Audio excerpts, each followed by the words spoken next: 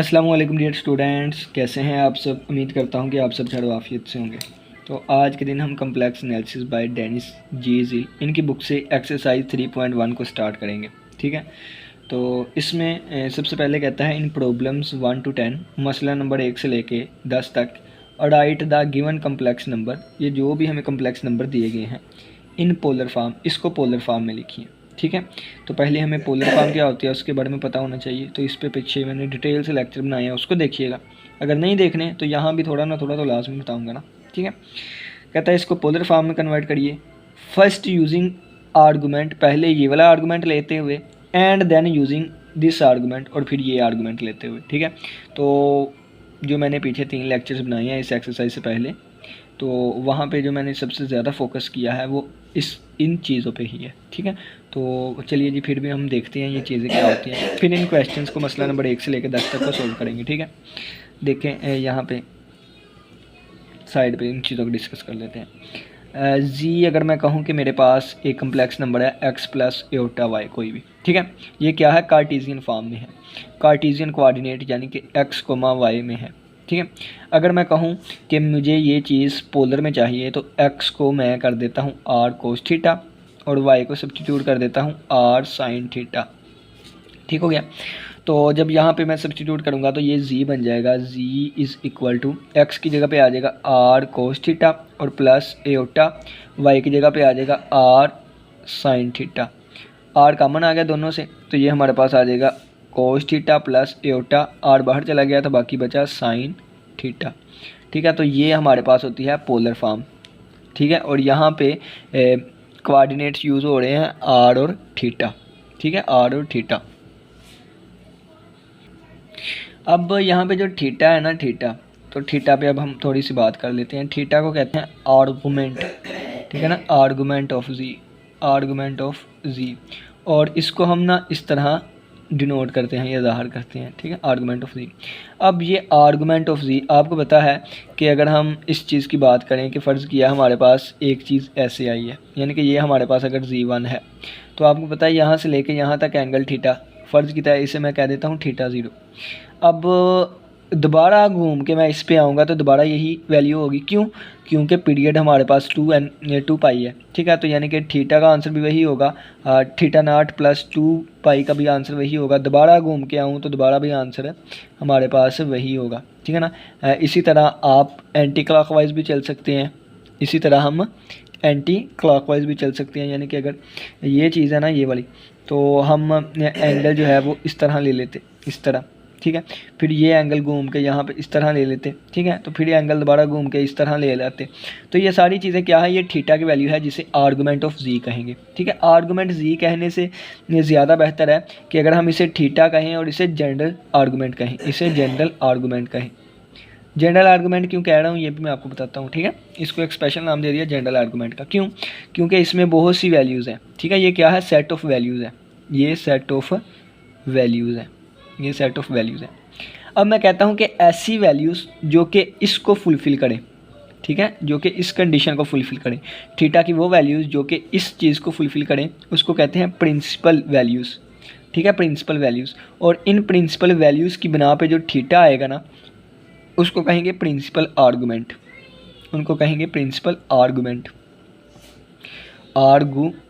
Argument. ठीक है, और इसको हम डिनोट करते हैं theta is equal to argument of z. ठीक है, थीटा की कोई भी वैल्यू ले लें, थीटा की कोई भी वैल्यू ले लें तो वो आर्गूमेंट ऑफ जी होगा। लेकिन ऐसी वैल्यू जो कि माइनस पाई से पाई के दरमियान हो, उस वैल्यू को हम एक स्पेशल नाम दे देते हैं प्रिंसिपल आर्गूमेंट, प्रिंसिपल आर्गूमेंट। ठीक है, तो यहाँ पे उन्होंने ना क्वेश्चन में अब समझ आ गई कि उन्होंने कहा है कि ये हमारे पास x, y की फॉर्म में दिए गए हैं। ये 2 दिया गया है ना, 2 का मतलब क्या है, 2 + 0 एटा। -10 दिया गया है, इसका मतलब क्या है, -10 + 0 एटा। ये दिया गया है, इसका मतलब क्या है, 0 - 3 एटा। ये दिया गया है, इसका मतलब क्या है, 0 + 6 एटा। ठीक है, तो ये जो भी हमें x + एटा फॉर्म में दिए गए हैं कम्प्लेक्स नंबर्स, इसको पहले हम पोलर फॉर्म में लेके आएंगे। किस फॉर्म में, पोलर फॉर्म में। तो पोलर फॉर्म कैसे आएगी, ये ऐसे। ठीक है ना, ये ऐसे पोलर फॉर्म आएगी। जब क्वेश्चंस करेंगे उस वक्त पता लगेगा। और फिर हमने ये थीटा 2 तरह का लेना है। पहली दफ़ा वो थीटा जो कि प्रिंसिपल आर्गूमेंट ना हो, और दूसरी दफ़ा वो लेना है जो कि प्रिंसिपल आर्गूमेंट हो। ठीक है। तो चलिए आइए हम इनको स्टार्ट करते हैं। अब यहाँ पे एन वर्ड यूज़ लिखा हुआ है, एन, एन का मतलब होता है कोई एक, ठीक है, एन, एन कोई एक। तो अगर ये सेट ऑफ वैल्यूज़ कितनी ज़्यादा है तो हम कोई एक वैल्यू लिख देंगे, वो वाली लिखेंगे जो कि प्रिंसिपल आर्गूमेंट ना हो, ठीक है। अगर देखें तो ये प्रिंसिपल आर्गूमेंट होगा, ये नहीं है, ये भी नहीं है, ठीक है। क्यों? क्योंकि ये 2 पाई इसमें ऐड हो रहा है तो बढ़ जाएगा, ठीक है, अगर थीटा यहाँ पे पॉजिटिव लेके चलो। तो चलिए जी स्टार्ट करते हैं। उम्मीद करता हूँ कि क्वेश्चन की स्टेटमेंट की समझ आ गई होगी। चलें जी क्वेश्चन नंबर 1 को स्टार्ट करते हैं। ये हमारे पास आ गया 2 + 0 एओटा, 2 + 0 एओटा। इसको हम लेट कर लेते हैं, ये जी के इक्वल है, ठीक है ना, लेट कर लेते हैं, let z is equal to 2 + 0 iota, ठीक है। इसको कम्प्लेक्स फॉर्म में लेके आना है। तो कम्प्लेक्स फॉर्म क्या होती है, z is equal to r cos theta plus iota sine theta. तो सबसे पहले हमें आर चाहिए, तो आर इक्वल होता है जी का मोड। तो जी का मोड किसके इक्वल होता है, एक्स का स्क्वायर प्लस वाई का स्क्वायर और स्क्वायर रूट, ठीक है।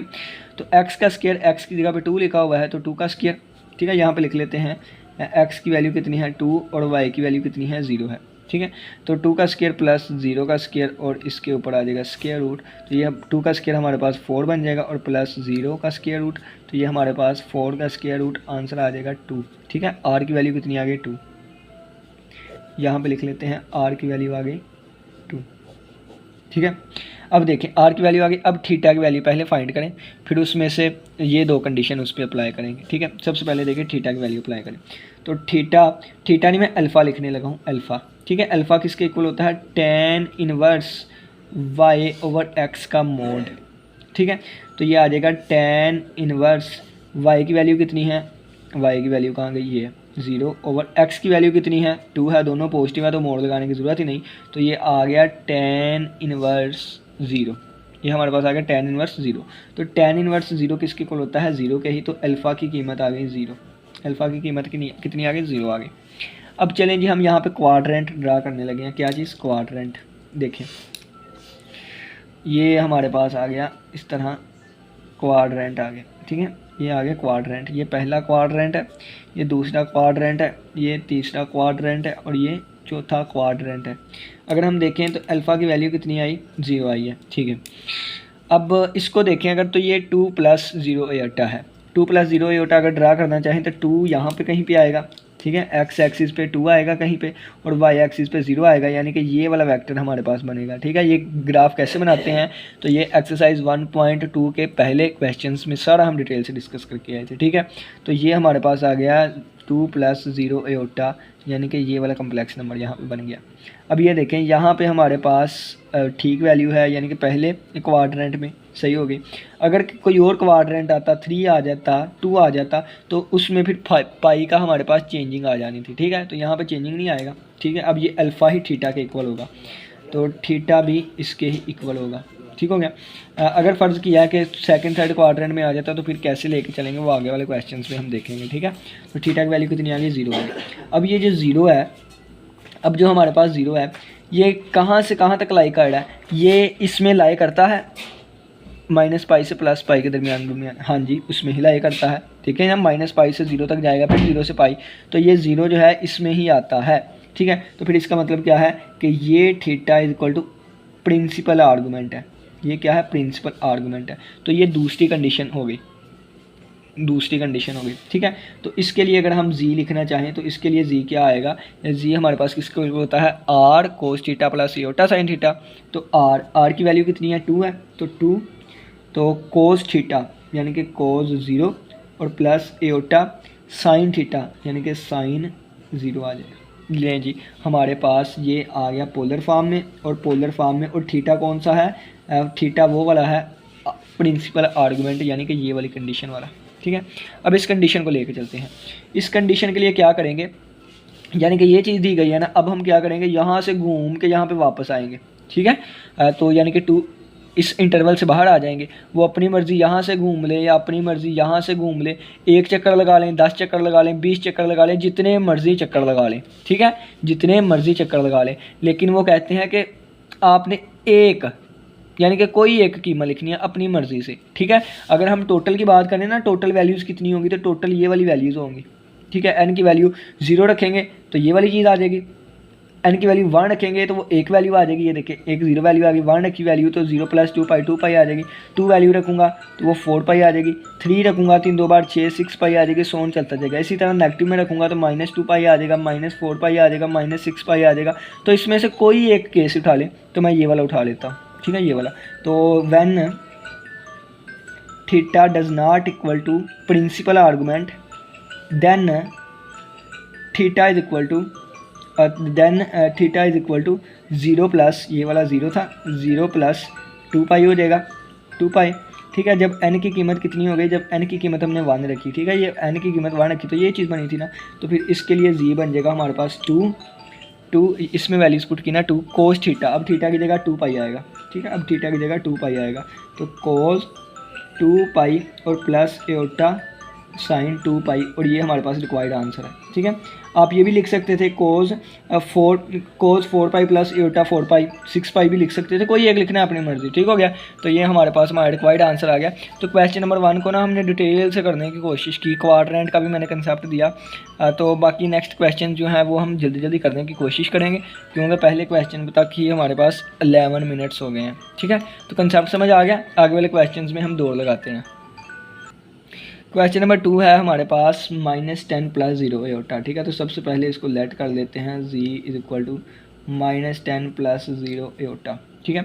यहाँ पे अगर हम x की वैल्यू देखें तो x की वैल्यू -10, y की वैल्यू देखें तो 0 है, ठीक है। तो अगर हम r फाइंड करना चाहते हैं जो कि z मोड होता है, तो x का स्क्वायर प्लस y का स्क्वायर रूट, इसके ऊपर स्क्वायर रूट, तो ये बन जाएगा 100 + 0 100 का स्क्वायर रूट जो कि 10 आ जाएगा। अगर हम यहाँ से ही अल्फ़ा फाइंड करना चाहें, अल्फ़ा क्या होगा, tan इनवर्स y/x का मोड,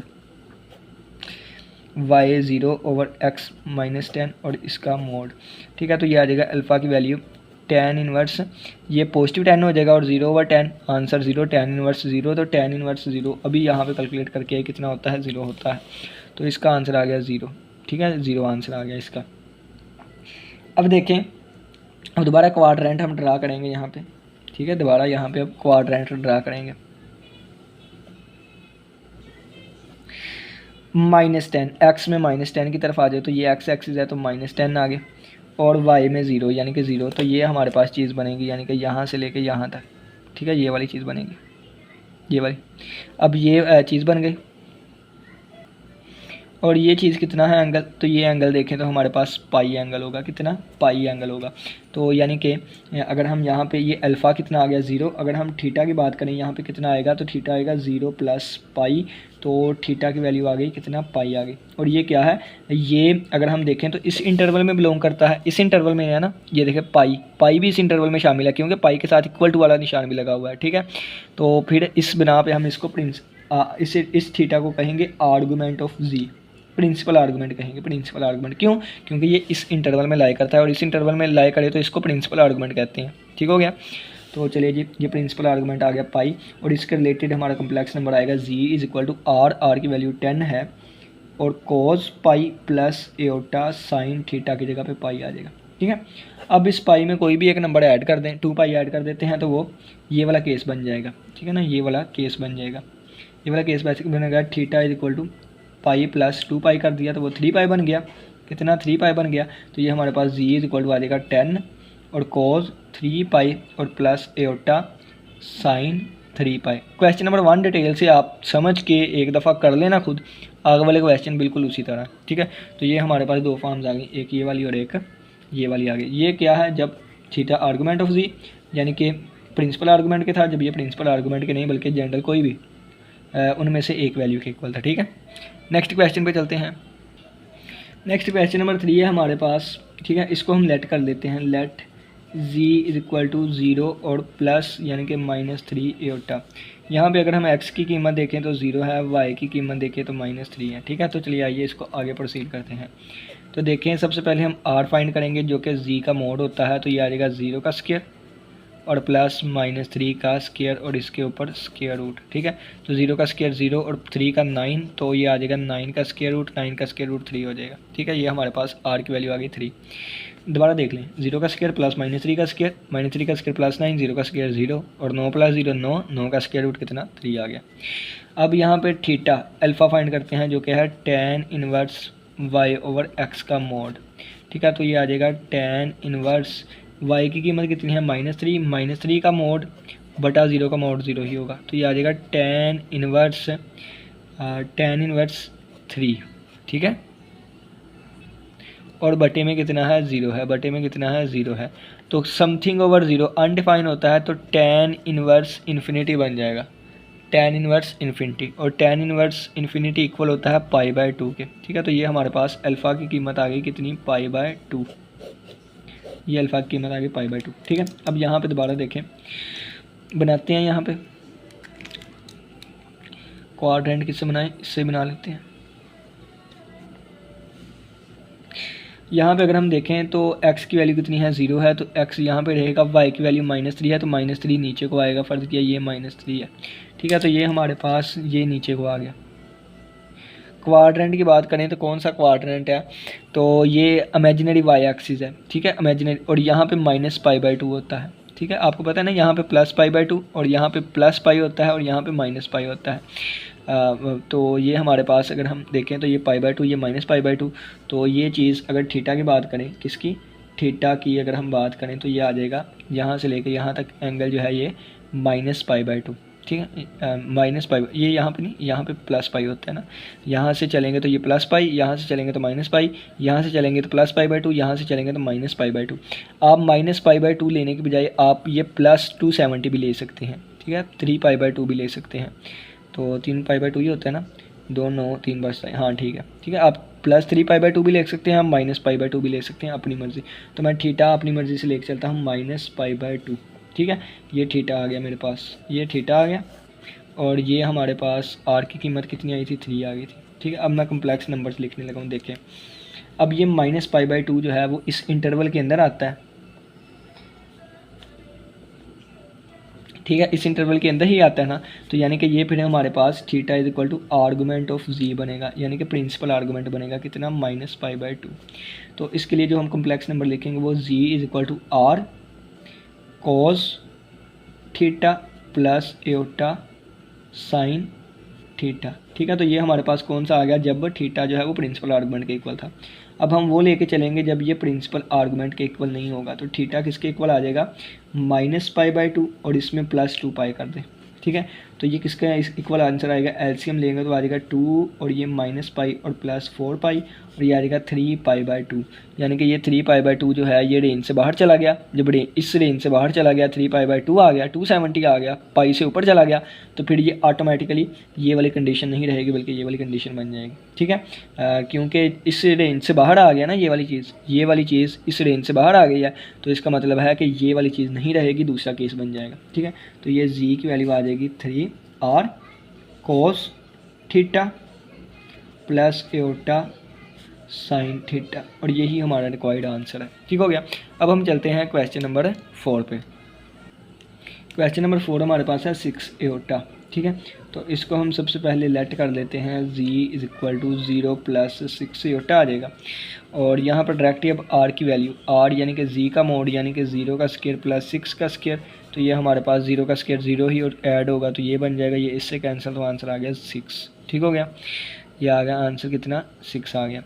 अब क्या फाइंड करेंगे, अल्फ़ा यानी कि tan inverse y over x इसका मोड, ठीक है। तो ये tan इनवर्स ये आ जाएगा y ओवर x, y की कीमत 6 है, x की 0 है, तो 6 ओवर 0, दोबारा वही answer undefined, tan inverse infinity हमारे पास कितना आएगा 0, π/2, ठीक है, π/2। यहाँ पे भी हम डिस्कस करके आए थे किसके इक्वल आता है, π/2 के इक्वल, π/2 के आगे। अब हम क्वाड्रेंट बना के देख लेते हैं, तो ये हमने 1 2 3 4 ये क्वाड्रेंट आ गया, ठीक है। x की वैल्यू कितनी है 0 है, तो x 0 पे रहेगा, y की वैल्यू कितनी है 6 है, तो y यहाँ तक 6 तक पहुँच जाएगा, यानी कि ये हमारे पास इस तरह आएगा, ठीक है। और ये हमारे पास ये वाली ही चीज़ बनेगी, यानी कि एंगल π/2 ही बनेगा, ठीक है। और अगर आप चलें जी π/2 ही बनेगा, ये प्रिंसिपल एंगल है, प्रिंसिपल एंगल के अलावा अगर आपने करना है तो फिर वो आप ये वाला कर लें, ठीक है। ये प्रिंसिपल के अलावा हो जाएगा, π/2 प्लस 2π बन जाएगा, ठीक है। एक केस ये वाला बन जाएगा, एक केस ये वाला बन जाएगा। तो चलिए आइए देखें, तो थीटा की वैल्यू कितनी आ गई, थीटा की वैल्यू आ गई π/2, और ये कौन सा है, प्रिंसिपल आर्गूमेंट हुआ, argument of z, principal argument π/2 और जब ये वाला होगा तो हमारे पास जी आएगा। आर की वैल्यू कितनी है 6 है, आर कोस थीटा और प्लस एओटा साइन थीटा। और जब हम प्रिंसिपल एंगल ना लेके चलें, यानी कि ये प्रिंसिपल एंगल नहीं है, प्रिंसिपल आर्गूमेंट नहीं है, उस वक्त थीटा किसके इक्वल हो जाएगा π/2 + 2π। तो ये हमारे पास 2 2 बार 4, यानी कि मैं इस तरह लिख लेता हूँ, ठीक है ये वाला। तो 4 और 1 5, 5 π/2। और ये आप ऑटोमेटिकली देखेंगे तो इस रेंज से बाहर ही आ जाएगा, ठीक है ना, इस रेंज से बाहर निकल जाएगा। तो ये हमारे पास इसके लिए बनेगा z = 6 cos 5 π/2 plus iota sign 5 π/2। और ये हमारा रिक्वायर्ड आंसर होगा, एक ये और एक ये। अब हम चलते हैं क्वेश्चन नंबर 5 पे। क्वेश्चन नंबर 5 आ गया, वो कहता है कि 1 + एओटा, ठीक है। तो इसको भी सबसे पहले हम लेट कर लेंगे, लेट कर दिया z = 1 + एओटा। तो सबसे पहले r फाइंड करेंगे। यहाँ पे देखें x की वैल्यू भी 1 है, y की वैल्यू एओटा के साथ भी 1 है। तो r आ जाएगा z का मोड, यानी कि 1² + 1²। तो 1² 1 नहीं होता है, 1² 1 नहीं होता है, तो ये हमारे पास 2 का स्क्वायर रूट बन जाएगा, ठीक है। अब अल्फ़ा अगर हमने फाइंड करना हो तो tan 1 y/x का मोड, ठीक है। तो ये आ जाएगा tan 1 y की कीमत कितनी है 1, x की भी 1, तो 1/1, तो tan 1 आ जाएगा हमारे पास 1। tan का आंसर π/4 पे 1 होता है, तो ये आ जाएगा π/4। अब क्वाड्रेंट बना के देख लेते हैं। 1 + एओटा है, x की वैल्यू 1 है, तो ये x यहाँ पे 1 आ जाएगा। y की वैल्यू कितनी है, y की भी 1 है, तो ये 1 आ जाएगा। तो ये पॉइंट यहाँ पे बनेगा, तो ये फर्स्ट क्वाड्रेंट आ गया है। तो ये एंगल हमारे पास कितना आ गया π/4 आ गया, π/4, यानी कि ये अब वही एंगल हो प्रिंसिपल आर्गूमेंट ही होगा, ठीक है। तो थीटा = प्रिंसिपल आर्गूमेंट होगा जब, तो वैल्यू कितनी आएगी π/4 आएगी। तो ये z कम्प्लेक्स नंबर बनेगा √2, यानी कि r cos theta plus iota sine theta, ठीक है। और अगर ये फ़र्ज़ किया है कि ये इसके इक्वल नहीं होता, तो फिर क्या होगा, फिर एक और रोटेशन लगाएगा यहाँ पे। तो यानी कि π/4 + 2π कर देते हैं। अगर वो इस तरह नहीं ना करना, तो आप ये नेगेटिव वाला ले लें, ये भी तो रेंज से बाहर जा रहा है ना, अपनी मर्ज़ी जैसे मर्ज़ी लेके जाएँ, ठीक है। तो ये आ जाएगा हमारे पास 4 2 12 8 9 9 π/4, ठीक है। एलसीएम ले लीजिएगा, इस तरह लेते हैं 4 2 8 8 पाई और प्लस 1 9π/4, ठीक है। एलसीएम लेने से भी यही आंसर आएगा, एलसीएम लिया हमने तो जी आ जाएगा = √2r की कीमत और कोस theta plus iota sine theta, ठीक है। तो ये हमारे पास रिक्वायर्ड आंसर आ गया। अब हम चलते हैं क्वेश्चन नंबर 6 पे। क्वेश्चन नंबर 6 है हमारे पास 5 - 5 एओटा, ठीक है। तो सबसे पहले इसको लेट करेंगे, लेट z = 5 - 5 एओटा, ठीक है। तो यहाँ पे अगर x की वैल्यू देखें तो 5 है, y की वैल्यू देखें तो -5 है। तो r किसके इक्वल आएगा, z का मोड, यानी कि 5 का स्क्वायर और प्लस -5 का स्क्वायर और स्क्वायर रूट, ये आ जाएगा 25 और प्लस 25 यानी कि 2 × 25 हो गया, 25 × 25 50। 50 को हम 2 × 25 भी लिख सकते हैं, या सिंपल आप कह लें कि 2 दफ़ा 25 हो गया, ठीक है। जैसे x × x 2x बन जाता है, तो 25 × 25 2 × 25, तो 25 का स्क्वायर रूट 5 बाहर आ जाएगा, ये स्क्वायर रूट 2 अंदर आ जाएगा, ठीक हो गया। अब अल्फ़ा फाइंड करना हो तो tan 1 y/x का मोड, यानी कि tan 1 y की वैल्यू -5 का मोड ओवर 5 का मोड, ठीक है। तो ये +5 हो जाएगा ऊपर tan 1, क्योंकि मोड है तो 5/5 आ जाएगा, ये 5 से कैंसिल, तो आ जाएगा tan 1 और tan 1 किसके इक्वल होता है π/4 के, तो ये आ जाएगा π/4 के इक्वल। अब यहाँ पे बनेंगे क्वाड्रेंट, ठीक है। कौन से बनेंगे, क्वाड्रेंट बनेंगे। ये आ गया क्वाड्रेंट हमारा। तो x की वैल्यू कितनी है 5 है, तो यहाँ पे कहीं x 5 आ जाएगा, y -5 है, तो यहाँ पे कहीं -5 आ जाएगा। तो ये वाला वेक्टर हमारे पास इस तरह बनेगा, ठीक है, इस तरह हमारे पास बनेगा। अब यहाँ पे देखें तो ये हमारे पास प्रिंसिपल एंगल हो जाएगा, ये प्रिंसिपल एंगल हो जाएगा कितना -π/4, और ये वाला हमारे पास दूसरा हो जाएगा, ठीक है। और 2π में से ये वाली चीज़ माइनस कर लें, तो 2π - π/4 कर लेंगे, तो कितना बनेगा 4 2 8, 8 में से 1 7 π/4 बन जाएगा, ठीक है। तो ये हमारे पास अगर देखें तो ये कितना बन गया 7 π/4। अब ये वाला एंगल जो है इसे, अब ये रेंज की बात करें, ये वाली रेंज होती है हमारे पास। अगर इस रेंज में ये वाली चीज़ आ रही है तो ये हमारे पास प्रिंसिपल एंगल होगा, और ये उस रेंज से बाहर आ रहा है, यानी कि यहाँ तक पाई होना था, यहाँ तक होता तो रेंज में आता, लेकिन ये इससे भी आगे बढ़ गया है, तो ये जो है वो प्रिंसिपल एंगल नहीं है, यानी कि प्रिंसिपल आर्गूमेंट नहीं है। ठीक है, तो theta is equal to argument of z, principal angle कितना है -π/4, तो इसके लिए बनेगा z is equal to r की वैल्यू कितनी है ये वाली, और आगे आ जाएगा कॉस पाई, ये कितना है पाई, अच्छा cos theta plus iota sine theta आ जाएगा। ठीक है, और अगर हमने लिखनी हो इसके लिए, जब ये प्रिंसिपल एंगल ना हो, प्रिंसिपल आर्गूमेंट ना हो, तो उस वक्त थीटा आ जाएगा 7π/4। ठीक है, ये मैंने कैलकुलेट आपको कर दिया यहाँ पे, तो ये आ जाएगा जी इज इक्वल टू 5√2 और कॉस 7π/4 प्लस एओटा साइन 7π/4, ये हमारे रिक्वायर्ड आंसर होंगे। अब हम चलते हैं क्वेश्चन नंबर 7 पे। क्वेश्चन नंबर 7 लेट कर लेते हैं सबसे पहले इसको, let z is equal to -√3 और प्लस एओटा। यहाँ पे अगर हम x की वैल्यू देखें तो -√3 है, और y की वैल्यू देखें तो एओटा के साथ 1 है। ठीक है, तो r आएगा हमारे पास z का मोड यानी कि x का स्क्वायर और प्लस y का स्क्वायर रूट, इसके ऊपर स्क्वायर रूट। ठीक है, ये माइनस प्लस हो जाएगा और ये स्क्वायर इसके साथ कैंसिल होकर 3 आ जाएगा, और प्लस 1 का स्क्वायर 1 नहीं होता है, स्क्वायर रूट के अंदर 4 आ जाएगा, तो ये बन जाएगा 2। ठीक हो गया। अब अल्फ़ा फाइंड करने लगे हैं, अल्फ़ा यानी कि tan इनवर्स y का मोड ओवर x का मोड।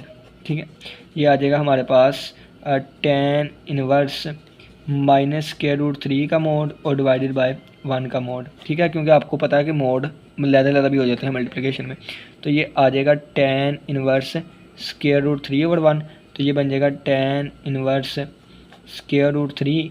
तो tan इनवर्स √3 यानी कि tan की वैल्यू √3 किस एंगल पे आती है, तो अगर हम देखें तो ये y/x था, हमने x/y कर दिया, तो 1/√3 आना था, यानी कि ऊपर 1 आना था और नीचे √3 आना था माइनस में, और ये नीचे √3 बनना था 1/√3, क्योंकि y की वैल्यू 1 है, y/x होता है ना, तो ये बन जाना था tan इनवर्स 1/√3, और ये tan की वैल्यू 1/√3 किस एंगल पे होती है, π/6 पे होती है, π/6 पे होती है।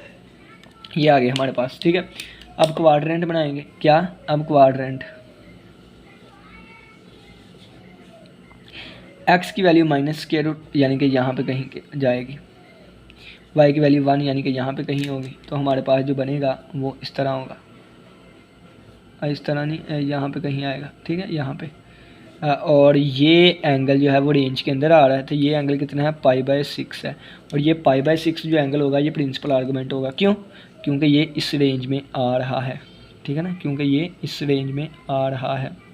ठीक है, ये इससे छोटा है, तो ये हमारे पास आ जाएगा theta is equal to argument of z किसके इक्वल आ गया, π/6 के इक्वल आ गया, और जी आ जाएगा आर की वैल्यू, आर कितना है 2 है, ये लिखा हुआ 2, और 2 cos π/6 theta plus sine theta. ठीक हो गया। अब देखें, अब जब थीटा इक्वल नहीं होगा आर्गूमेंट ऑफ जी के, उस वक्त वैल्यू कितनी होगी, तो इस चीज़ में या ये ले लें, अगर ये नहीं लेना है तो आप ये चक्कर घूम के दोबारा यहाँ पे आ जाए, तो अपनी मर्ज़ी 2π ऐड कर दे, तो π/6 प्लस 2π ऐड कर देते हैं, तो ये बन जाएगा आपको बताया ना 6 2 12 और 1 13, 13π/6 बन जाएगा। तो ये हमारे पास आ जाएगा z is equal to 2r cos theta की जगह ये, और प्लस एओटा साइन थीटा की जगह पे ये आ जाएगा। ठीक है, तो ये हमारा रिक्वायर्ड आंसर। आप चाहें तो π/6 -2π भी कर सकते थे, फिर वो इधर से नेगेटिव एंगल आ जाता। ठीक है, अपनी मर्जी जैसे मर्जी करें, कोई एक वैल्यू लिखनी है जो मर्जी, आप 4π भी ऐड कर सकते हैं, अपनी मर्जी से एक वैल्यू लिखनी है जो सी मर्जी लिखें। ये आंसर आ गया। ठीक है, अब चलते हैं क्वेश्चन नंबर 8 पर। क्वेश्चन नंबर 8 मैं क्वेश्चन देख लूँ, एक मिनट। क्वेश्चन नंबर 8 -2 और -2 √3 आयोटा। ठीक है, तो क्या है क्वेश्चन, -2 और -2 √3 आयोटा, ये क्वेश्चन है। ठीक है, तो चलिए जी, सबसे पहले हम इसको लेट कर लेते हैं, let z is equal to -2 -2 √3 iota. ठीक है। तो यहाँ पे x की वैल्यू देखें तो -2 है, y की वैल्यू देखें -2 स्क्वायर रूट 3 है। यहाँ पे अगर हमने r की वैल्यू निकालनी है तो डायरेक्ट ही लूँगा -2 का स्क्वायर और प्लस -2 स्क्वायर रूट 3 इसका स्क्वायर और इसके ऊपर स्क्वायर रूट। ये 2 का स्क्वायर 4 हो जाएगा, ये 2 का स्क्वायर 4 मल्टीप्लाई बाय 3 का स्क्वायर रूट स्क्वायर से कैंसिल होकर ये बन जाएगा और इक्वल टू 4 + 12 तो स्क्वायर रूट के अंदर आ जाएगा 16 जो कि बनेगा 4 के इक्वल, तो वैल्यू आ गई 4। अब अल्फ़ा फाइंड करने लगे हैं। Alpha is equal to tan inverse y का मोड ओवर x का मोड, तो ये बन जाएगा tan इनवर्स पॉजिटिव हो जाएगा, ये इसके साथ कैंसिल तो आ जाएगा tan इनवर्स स्क्वायर रूट 3। अब tan की वैल्यू स्क्वायर रूट 3 किस एंगल पे होती है, तो ये π/3 होगा, π/3। ठीक है। अब हम क्वाड्रेंट ड्रा कर लेते हैं। क्या चीज़? क्वाड्रेंट। क्वाड्रेंट पे आए तो अगर हम देखें तो x की वैल्यू -2 है तो यहाँ पे कहीं -2 आ जाएगी और y की वैल्यू -2 स्क्वायर रूट 3 है तो यहाँ पे कहीं आएगी। ठीक है। तो अगर हम यहाँ पे देखें तो इनसे बनने वाला जो होगा z वो ये वाला होगा। ठीक है। तो ये वाला एंगल हमारे पास कितना है? π/3। ये वाला एंगल आया है कितना? π/3। π/3 ये वाला एंगल आया है और यही हमारे पास आर्गूमेंट ऑफ z होगा, यानी कि मैं लिखूँ theta is equal to principal argument जो होगा वो कितना होगा? π/3 होगा। तो इसके लिए हम लिखेंगे z is equal to r की कीमत कितनी है? 4 है, तो 4 cos थीटा और प्लस एओटा साइन थीटा। ठीक है। और अगर हम लिखेंगे जब theta not equal to principal argument of z होगा तो उस वक्त कोई भी एक वैल्यू, चाहे तो एक और रोटेशन कंप्लीट कर लें ये वाली, तो +2 कर दें तो क्या हो जाएगा? π/3 + 2 कर देंगे तो हमारे पास 3 2 बार 6 और 1 7 7 π/3 बन जाएगा। तो ये हमारे पास बन जाएगा 7 π/3 और z आ जाएगा equal to 4 cos 7 π/3 plus iota sine 7 π/3। आप चाहें तो ये इधर से लेके इस तरफ है ना, तो आप चाहें तो ये नेगेटिव वाला भी एंगल ले सकते थे। ठीक है। वो अपनी मर्ज़ी से मैंने बताया हुआ है ना डिटेल से कि जो सा मर्ज़ी ले लें करें। ठीक है। तो ये हमारे रिक्वायर्ड आंसर आ जाएंगे। अब हम चलते हैं क्वेश्चन नंबर 9 पे। ये मिस्टेक हो गई। कौन सी मिस्टेक हुई? मैंने देखें पॉजिटिव वाई एक्सिस में ये वैल्यू ले ली है, पॉजिटिव वाई एक्सिस में ये वैल्यू ले ली है, तो इस वजह से ये क्वाड्रेंट गलत, ये चीज़ें गलत और उसकी वजह से फिर ये भी गलत। ठीक है। देखें दोबारा करते हैं, यहाँ से दोबारा करते हैं। देखें x की वैल्यू -2 है, x की वैल्यू कितनी है? -2 है, तो -2 यहाँ पे कहीं पे आएगा। y की वैल्यू -2 स्क्वायर रूट 3 है तो ये आ जाएगा -2 स्क्वायर रूट 3। ठीक है। तो अब ये देखें यहाँ पे वेक्टर बनेगा कोई, ये z बनेगा यहाँ पे, और ये कौन सा क्वाड्रेंट है? Third quadrant. कितना? थर्ड क्वाड्रेंट है। अब थर्ड क्वाड्रेंट है तो यहाँ से लेके एंगल यहाँ तक आएगा। ठीक है। लेकिन ये अल्फ़ा तो हमारे पास सिर्फ और सिर्फ ये आया कितना? π/3। तो यहाँ से लेके यहाँ तक कंप्लीट निकालने के लिए मुझे ये इतना ऐड भी करना पड़ेगा। ठीक है। यानी कि इतना ऐड करूँगा, ये इतना हमारे पास π/3 है तो ये पाई है तो पाई प्लस π/3 करूँगा। ठीक है। तो पाई प्लस π/3 किया तो आंसर कितना आया? 3 और 1 4, 4 π/3 आंसर आ गया। ठीक है। अब 4 π/3 जो है ये इस रेंज से बाहर निकल गया। ठीक है। इस रेंज से बाहर निकल गया, इस रेंज से बाहर निकल गया। ठीक, क्यों? क्योंकि अगर यहाँ तक रहता ना, यहाँ तक तो रेंज के अंदर था, लेकिन ये इससे आगे निकल गया, यानी कि ये रेंज से बाहर निकल गया, तो ये थीटा नॉट इक्वल टू होगा प्रिंसिपल आर्गूमेंट और कितना है? 4 π/3।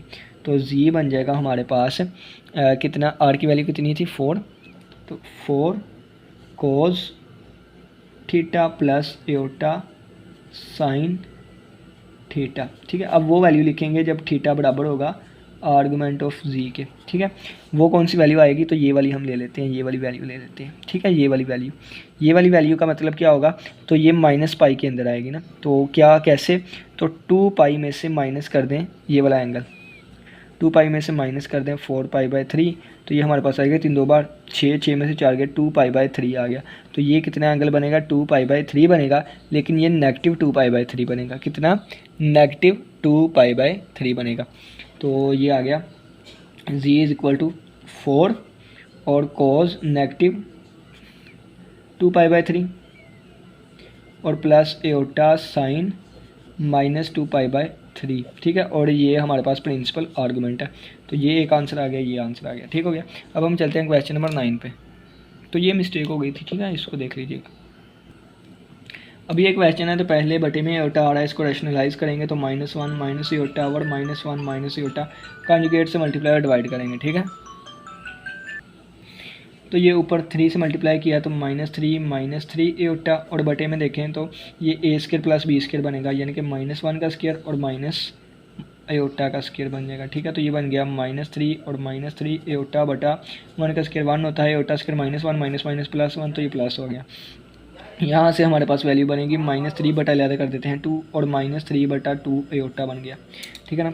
तो यहाँ पे अगर हम देखें तो लेट कर लेते हैं इसको, लेट ये किसके इक्वल है, जी के इक्वल है। एक्स की वैल्यू -3/2 और वाई की वैल्यू -3/2, एक्स की वैल्यू भी वही है, वाई की वैल्यू भी वही है, ठीक हो गया।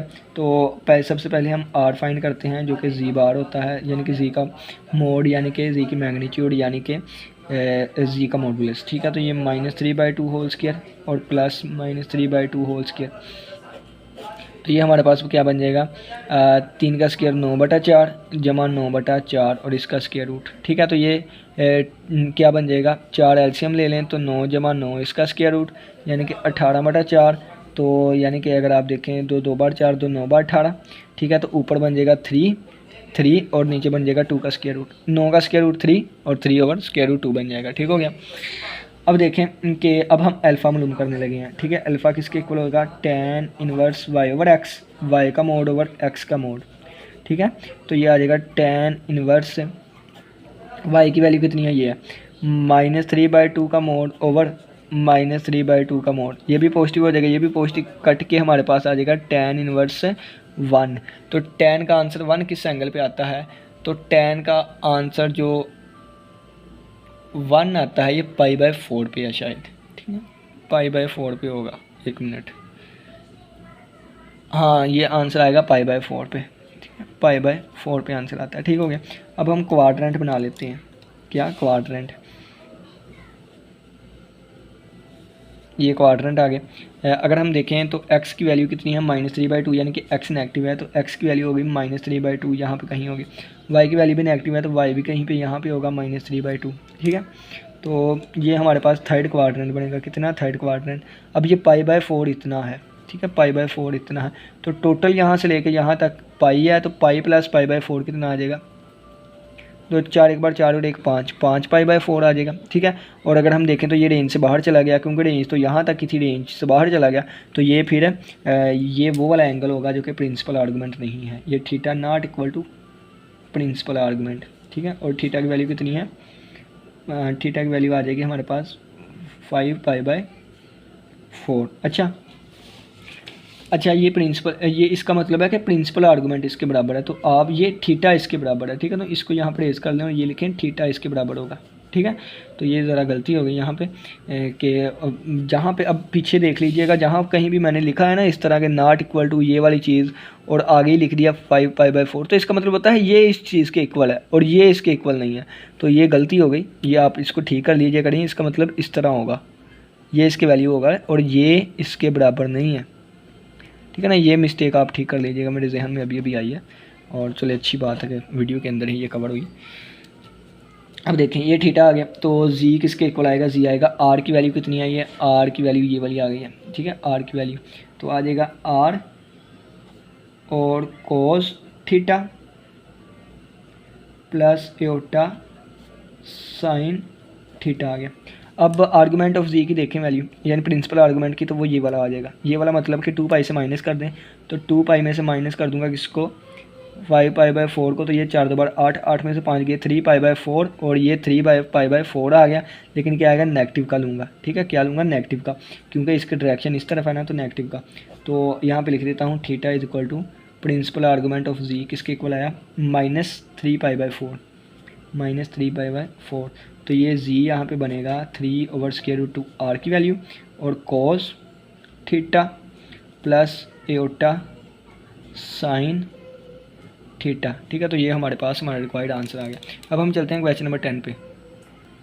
अब दिल तो ये कह रहा है कि क्वेश्चन नंबर 10 को एज ए होमवर्क दे दूं, ठीक है। तो चलें जी, मैं ना वैल्यूज़ देख लेता हूँ, तो मैं डायरेक्ट यहाँ पे वैल्यूज़ लिख लेता हूँ, आप इसको कैलकुलेट करिएगा। ठीक हो गया।